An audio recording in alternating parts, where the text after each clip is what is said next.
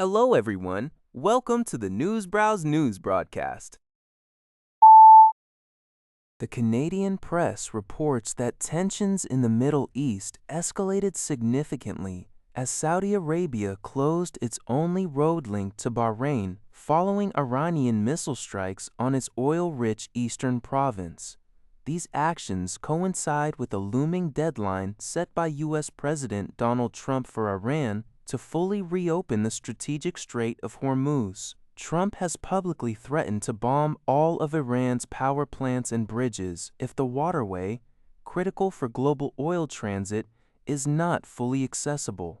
In response, Iranian officials called upon young people to form human chains around power plants, aiming to protect these national assets from potential attacks. Israel's military also issued warnings to Iranians on social media, advising them to avoid trains, hinting at potential strikes on Iran's rail network. The conflict, which began with attacks on February 28, has seen Iran reject a 45-day ceasefire proposal, insisting on a permanent end to hostilities.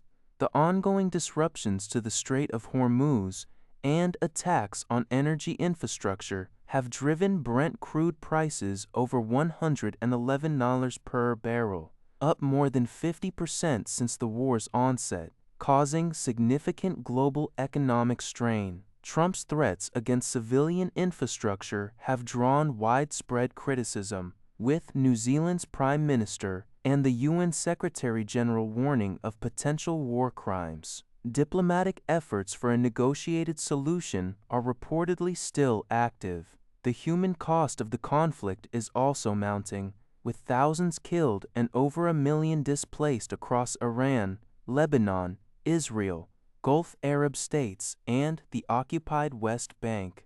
Japan announced the bail release of a citizen detained in Iran since January, seeking full liberation. CNA reports that Singapore is expected to experience slower economic growth and higher inflation as the Middle East conflict continues to disrupt global energy supplies and trade. Deputy Prime Minister Gan Kim Yong warned that the nation must be prepared for these effects to persist, impacting manufacturing, transport, tourism, and domestically oriented sectors. The government has formed a Homefront Crisis Ministerial Committee to secure essential supplies like LNG and diesel, strengthen economic resilience, and provide targeted support to affected businesses and low-income households. While Singapore previously upgraded its GDP forecast for 2026 to 2 to 4%, the Ministry of Trade and Industry will review this in May, and overall inflation is now expected to be higher than earlier projections. Singaporeans are urged to conserve energy, and the government is working to diversify supply sources and strengthen international partnerships to navigate this interconnected and fragile global system. CNA reports that Singapore is preparing for prolonged economic challenges stemming from the Middle East conflict, including slower growth and higher inflation. In response, the government is rolling out a comprehensive support package totaling nearly $1 billion, $777 million, to assist both households and businesses. While fuel reserves are stable for now, authorities warn that global energy price surges will lead to increased costs for petrol, electricity, and food. Singapore has diversified its crude oil sources and maintains strategic food stockpiles, but citizens should be ready for potential food supply disruptions and be flexible with alternatives. The Ministry of Trade and Industry will update its GDP forecast in May, and overall inflation for 2026 is expected to exceed earlier projections.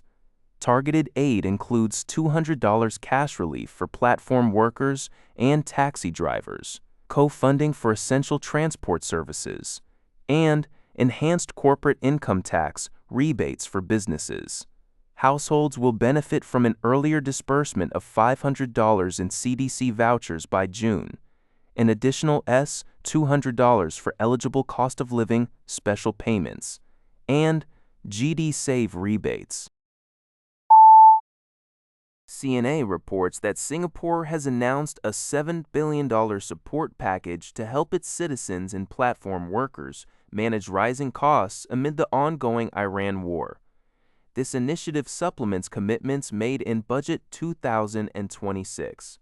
The one-off cost of living, own a special payment, will be topped up by 226, meaning eligible adult Singaporeans will now receive between $400 and $600 in cash.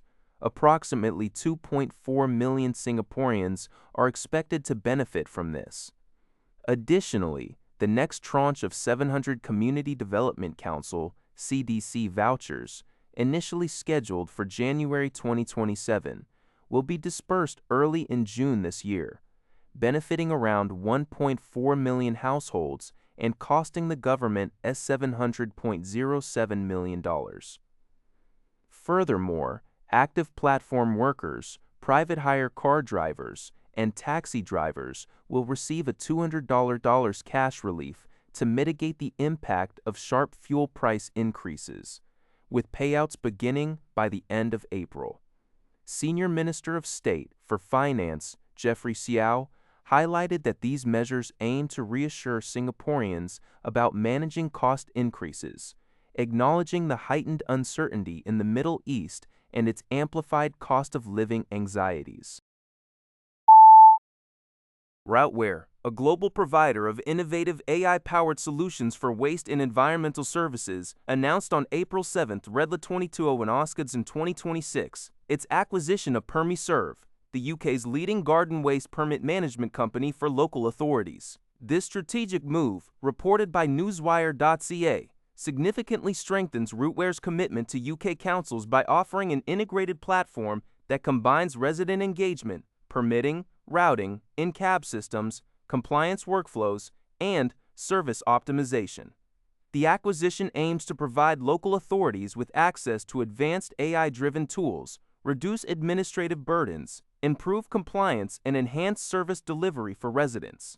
PermiServ will continue operating with its existing team, ensuring continuity for its customers, while the combined entity focuses on further integration and investment in digital tools for modern environmental services. That's all for this video. Thank you for watching. See you in the next video.